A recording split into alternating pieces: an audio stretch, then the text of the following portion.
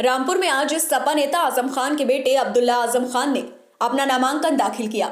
इस मौके पर मीडिया से रूबरू होते हुए कहा कि हम वोट करने के लिए अपील कर रहे हैं और प्रशासन मतदान न हो इसके लिए वोटरों को धमका रहा है।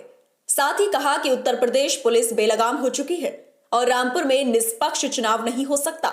जब तक मंडलायुक्त आंजनेय कुमार बने रहेंगे, हमें लगता है कि रामपुर में निष्पक्ष चुनाव नहीं हो पाएगा। साथ ही कहा कि पुलिस प्रशासन की गुंडागर्दी बढ़ चुकी है, कार्यकर्ताओं को धमकाया जा रहा है, डराया जा रहा है, मुकदमा दर्ज कराने की धमकी दी जा रही है।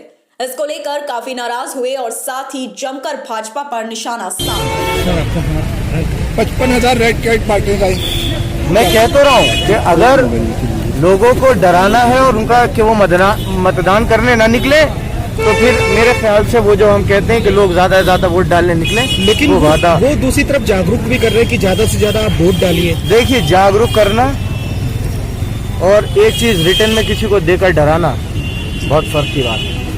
ठीक है, तो डर की वजह से अगर पोलिंग नहीं हुआ तो इसका कोई नुकसान फायदा? देखिए, लोकतंत्र फिर अगर पोलिंग ना हो, लोग डर की वजह से वोट न डालें, तो फिर लोकतंत्र का क्या फायदा? फिर तो राजशाही है। आपने गोली मारने की बात कही पुलिस से, कौन सपोर्ट कर रहा है? जो आपके परिवार पर भ्रष्टाचार कोई कर ले, आरोप लगे हैं उसको कोई कर ले। तक चुनाव के समय आपसे सवाल यही आएगा, मुझे उम्मीद थी।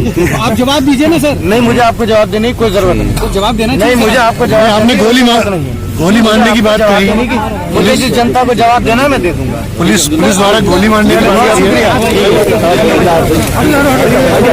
लेकर उतरती है और लोगों को ये ऐलान करके कहती है कि मिलना मत वरना मुकदमा कर दो।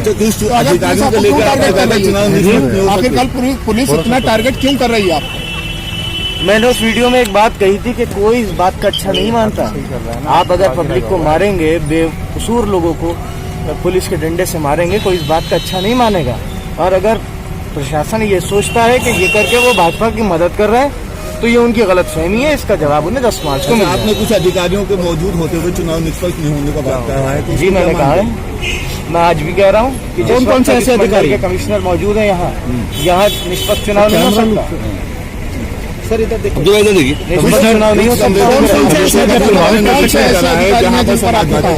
वोट होते था, डाला जाता था, उस बूथों का निरीक्षण करा। मैंने कहा ना, जब तक वो मौजूद है उस वक्त तक निष्पक्ष चुनाव नहीं हो सकता।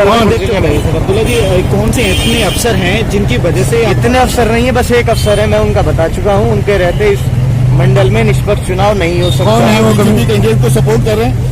वो अफसर कौन है? वहाँ से ये भी तय होता है कि बीजेपी से कैंडिडेट कौन होगा। एक घंटा और आधे घंटे इस बात का फोन पे डिस्कशन होता है कि तुम चुनाव कैसे लड़ो। उनके कॉल रिकॉर्ड दिखवा लिए जाए उन लोगों के। आप इन सब चीजों को लेकर आयोग को शिकायत करेंगे? ये मैं कर भी चुका हूँ और आगे भी करूंगा।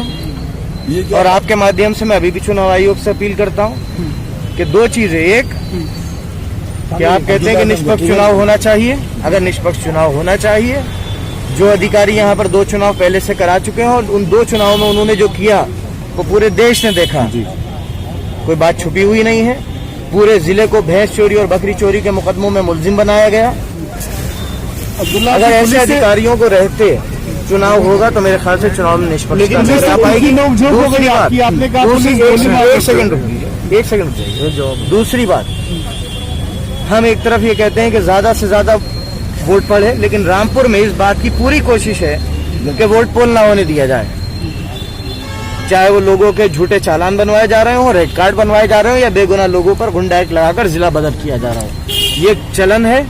और मैं चुनाव आयोग से इस बात की दरखास्त करूंगा कि वो रामपुर के मामलों पर संज्ञान ले, ऐसे अधिकारियों को यहाँ से मंडल से हटाए, या फिर मैं सरकार से भी ये पूछूंगा कि बाकी अधिकारियों में वो सलाहियतें क्यों नहीं है कि उनकी जगह कोई दूसरा अधिकारी नहीं आ रहा, उनका एक्सटेंशन नियमों को ताक पर रखकर क्यों बढ़ा दिया गया।